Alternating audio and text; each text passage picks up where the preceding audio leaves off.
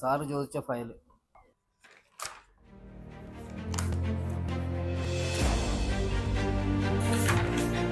തന്നോട് ഇങ്ങനെ ചെയ്തോണ്ടാണോ തന്നോട് പറഞ്ഞത്? ഫയല് കൊണ്ടുവന്നേക്കുന്നത് കൊണ്ടേ കണ്ടോ?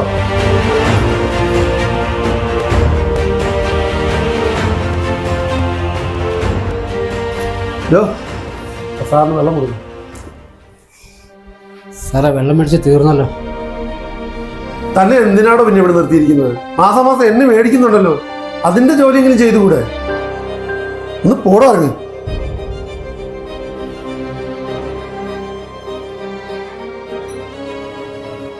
എങ്ങനെയാ ലാൻഡിന്റെ കാര്യം? എന്നാ നമുക്ക് നാളെ രാവിലെ ഒരു 10 മണിക്കൊന്ന് പോയി നോക്കിയാലോ? എന്നാ ശരി കേട്ടോ. ശരി എന്നാ നാളെ കാണാം. ഓക്കെ. എന്ത് ചെയ്യുന്നു കണ്ടില്ലല്ലോ? അയാളുടെ കാര്യമൊന്നും പറയണ്ട, അയാൾ ലീവാന്ന് തോന്നുന്നു. നിങ്ങൾ എന്താടോ പുള്ളിട്ട് എന്നും ദേഷ്യപ്പെടുന്നത്? ഇവനോടൊക്കെ ഇങ്ങനെയൊക്കെ നിന്നാലേ നമുക്കൊരു ബഹുമാനവും ഒരു വിലയും നിലയൊക്കെ കാണുള്ളന്നേ. അത് മതി. നമ്മുടെ കൂടത്ത് പണിയുന്നവരോട് ഇച്ചിരി ഇതൊക്കെ ആയിട്ട് കാണിക്കാം കേട്ടോ. ഒന്ന് വണ്ടി കേട്ടോ, ഒരു വെള്ളം മേടിച്ചാലോ?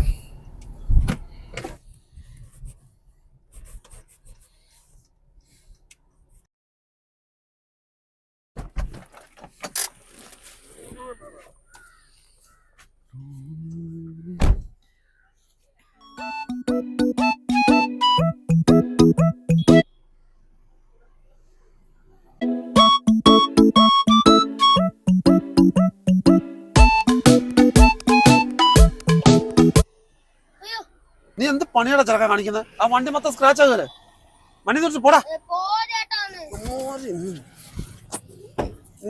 നിന്നോടൊക്കെ എന്നോടാ പറഞ്ഞു. ആണ്ടാ നിന്റെ കൊച്ചുണ്ടാരോ അടിക്കുന്നു.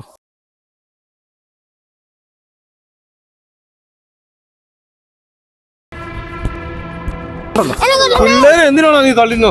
കുരുത്തം കിട്ടാൻ പറഞ്ഞിട്ട് സ്ക്രാച്ച് ആക്കിന്നേ. വിട്ടേ വിട്ടേ വിട്ടേ ഇതെന്റെ മോനാണ്. വിട്ടേ വിട്ടേ.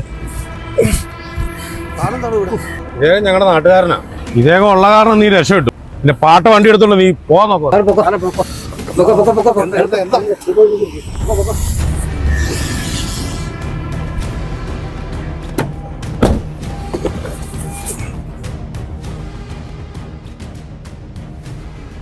അയാള് വന്നോണ്ട് നീ രക്ഷപ്പെട്ടു, അല്ലെ അവന്മാരെല്ലാം കൂടെ തന്നെ ചവിട്ടി കൂട്ടിയാനെ. അവന്മാരൊന്നും തന്നെ ഒരു ചുക്കും ചെയ്യല. അവന് കിട്ടിയ അവസരം മുതലാക്കിയതാ. അവർക്ക് ഞാൻ വെച്ചിട്ടുണ്ട്. നിനക്ക് രണ്ടെണ്ണത്തിന്റെ കുറവുണ്ടായിരുന്നു. ഈ നോക്കി പേടിപ്പിക്കുകയൊന്നും വേണ്ട. ഞാൻ ശരിക്കും പറഞ്ഞ തന്നെ അത് അങ്ങേരുടെ നാടാ. നിന്നോട് വേണമെങ്കിൽ അങ്ങേർക്ക് പ്രതികാരം ചെയ്യാമായിരുന്നല്ലോ. നീ അത്രയ്ക്ക് അയാളെ നാണം കെടുത്തിട്ടുണ്ട്. എന്നിട്ടും അയാൾ നിന്നെ രക്ഷിച്ചത് 4 പേരുടെ മുമ്പിൽ മാനം കെടുത്തുന്ന ബുദ്ധിമുട്ട് അയാൾക്ക് ശരിക്കും അറിയാവുന്നോണ്ടാ.